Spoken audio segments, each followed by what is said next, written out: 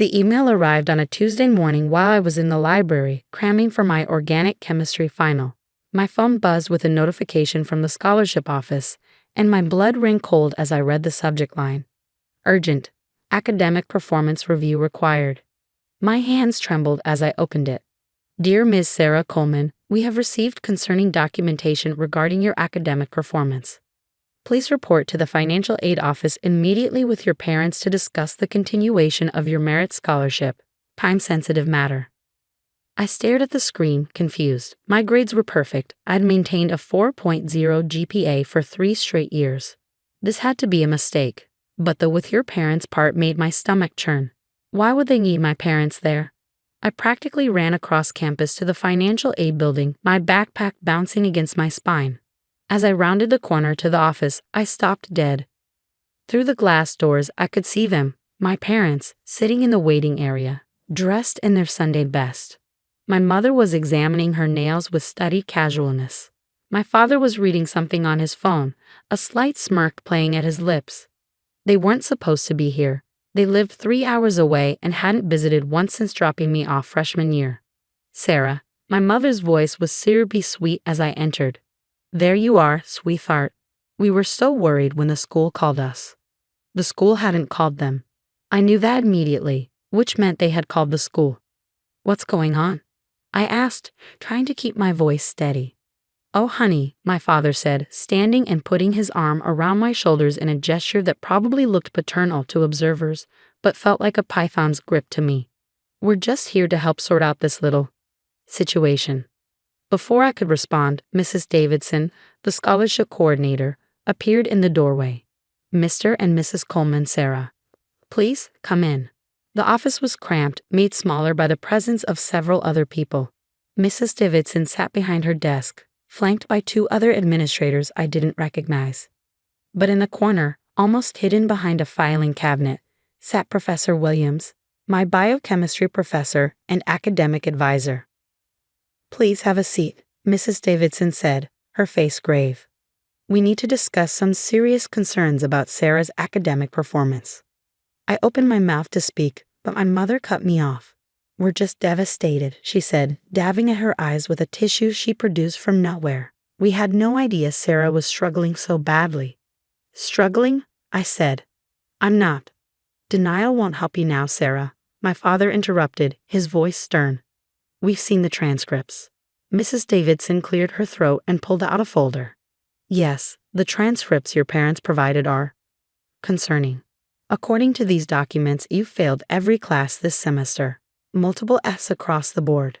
She laid the papers out on the desk, and I leaned forward, my mind reeling. There they were, official-looking transcripts with my name, student ID, and a row of F's where my A's should have been. These are fake, I said immediately. These are completely fake. I have straight A's. I can show you my actual grades right now on the student portal. Sarah, my mother's voice turned sharp. Stop lying. This is exactly the behavior that got you into this mess. The drinking, the parties, the boys. What? I stared at her in disbelief. I don't drink. I spend every weekend in the library.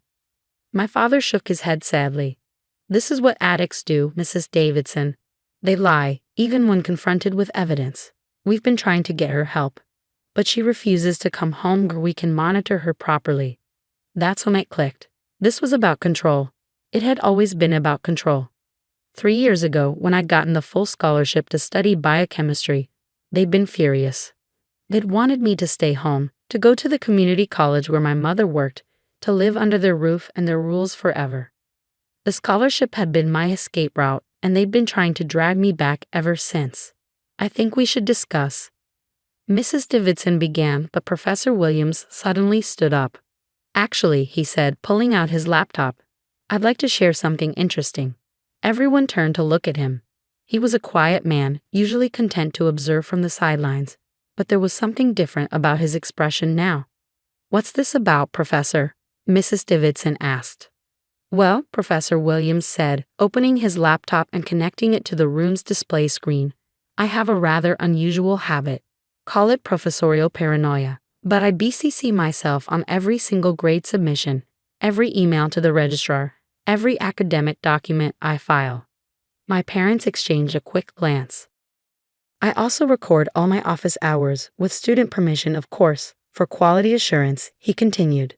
So imagine my surprise when I saw these alleged transcripts showing Miss Coleman failing my class, when I have documented evidence of her A+ performance. The screen lit up with email after email, all showing my actual grades, timestamps, official submissions, a perfect record. This must be a mistake, my mother stammered. We got these transcripts directly from the registrar's office. Did you? Professor Williams asked mildly, because I have here an email from the registrar stating they've had no contact with you whatsoever. In fact, they flag any parent requests for transcripts of students over 18 without written consent. My father's face was turning red. How dare you imply? I'm not implying anything, Professor Williams said. I'm stating facts. But there's more. He clicked to a new screen. Miss Coleman, did you know your parents visited campus last week? I shook my head, stunned. Security footage, he explained, showing a grainy video. Here they are entering the computer lab in the library. And here. He clicked again. It's the login record showing someone accessed the transcript template files from that exact computer at that exact time. Files that are supposedly secure but can be found if someone knows where to look. Say, if one of them works at a community college with similar systems. My mother's face had gone pale. Mrs. Davidson leaned forward. Are you suggesting these transcripts were forged? I'm not suggesting anything, Professor Williams repeated. But I did take the liberty of inviting someone else to this meeting. The door opened and a campus security officer entered, along with a woman in a suit. This is Detective Morrison from the City Police Department, the officer said. She specializes in fraud cases. Fraud? My father stood up abruptly. This is ridiculous. We're trying to help our daughter.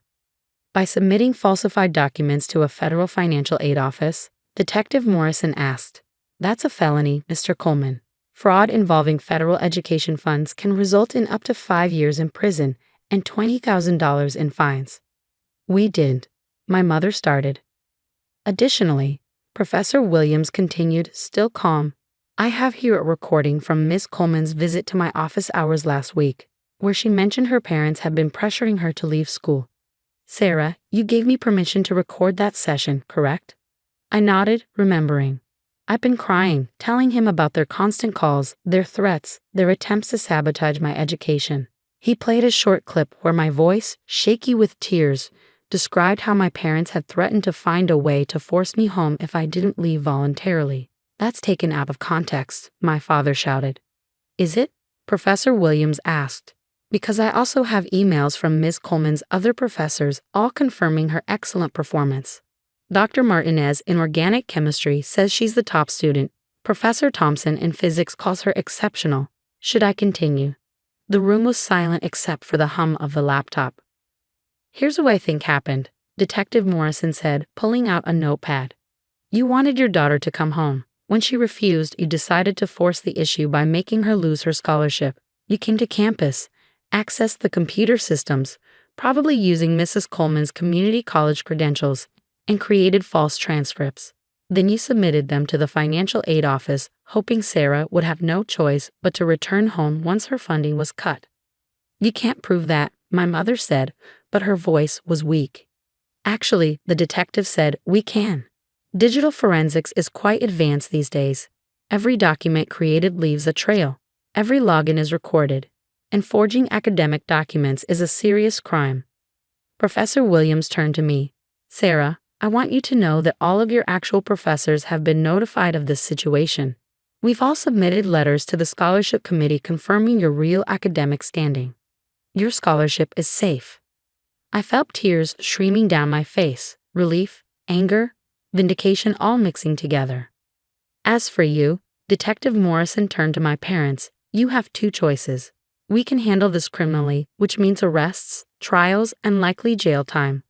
Or we can handle this through a civil agreement where you cease all contact with Sarah, pay restitution for the time and resources wasted on this investigation, and undergo mandatory counseling. You can't stop us from seeing our daughter. My mother shrieked. Actually, I said, finding my voice at last, I can. I'm filing for a restraining order. Today. Sarah, please, my father's tone changed, becoming wheedling. We only wanted what was best for you. You don't understand the world. No, I cut him off. You don't understand. I'm not your property. I'm not your prisoner. I'm a grown woman with a 4.0 GPA, a full scholarship, and a future in biochemical research. And I'm done with both of you. Mrs. Davidson, who had been silent through most of this, finally spoke. Mr. and Mrs. Coleman, I'm going to have to ask you to leave campus immediately. You're now banned from all university property. Security will escort you out. As my parents were led away, my mother shooting me one last venomous look, Professor Williams put a gentle hand on my shoulder. Are you all right? He asked. Why did you do all this? I asked him. The BCCs, the recordings. He smiled sadly. I had a student once, years ago, brilliant girl, pre-med. Her family sabotaged her education to keep her under their control. By the time we figured out what was happening, it was too late. She'd lost her scholarship and had to drop out. I swore I'd never let it happen again. Mrs. Davidson apologized profusely for the ordeal and assured me my scholarship was secure. The detective gave me information about filing a restraining order and victim services on campus. As I left the office, my phone buzzed with texts from my parents, threats, pleas, accusations. I blocked both numbers without reading them all. That night, I sat in my dorm room, looking at my real transcripts on my laptop. All A's, just as they should be. My roommate brought me tea and sat with me while I processed everything. They really thought they could get away with it, I said, still in disbelief. Narcissists always do, she replied. But you had something they didn't count on, a professor who gave a damn. The next day, I changed my major. I added a minor in criminal justice to my biochemistry degree. Professor Williams wrote me a recommendation letter for a summer internship with the FBI's Forensic Science Division. My parents took the civil agreement probably because their lawyer told them they'd definitely lose in court. I haven't spoken to them since. Sometimes I wonder if they ever really loved me or if I was just another thing they needed to control. But mostly, I don't think about them at all. I'm too busy studying, researching, and building the life they tried to steal from me. And Professor Williams? He still BCCs himself on everything. He also started teaching a seminar on recognizing and documenting academic fraud. The first slide of his presentation is always the same. Trust but verify. And always keep receipts. The restraining order was approved without challenge. Turns out judges don't look kindly on parents who commit federal fraud to control their adult children. My parents had to pay $10,000 in restitution and complete 200 hours of community service. I graduated summa cum laude. Professor Williams hooded me at the ceremony, standing in for the family who wasn't there. As I walked across that stage, I thought about how differently things could have gone if he hadn't been watching, documenting, protecting. Now I work in forensic biochemistry, helping solve crimes through science, and yes, I BCC myself on everything too. Because Professor Williams was right, always keep receipts. You never know when someone will try to rewrite your story. But with the right evidence, the truth always wins in the end.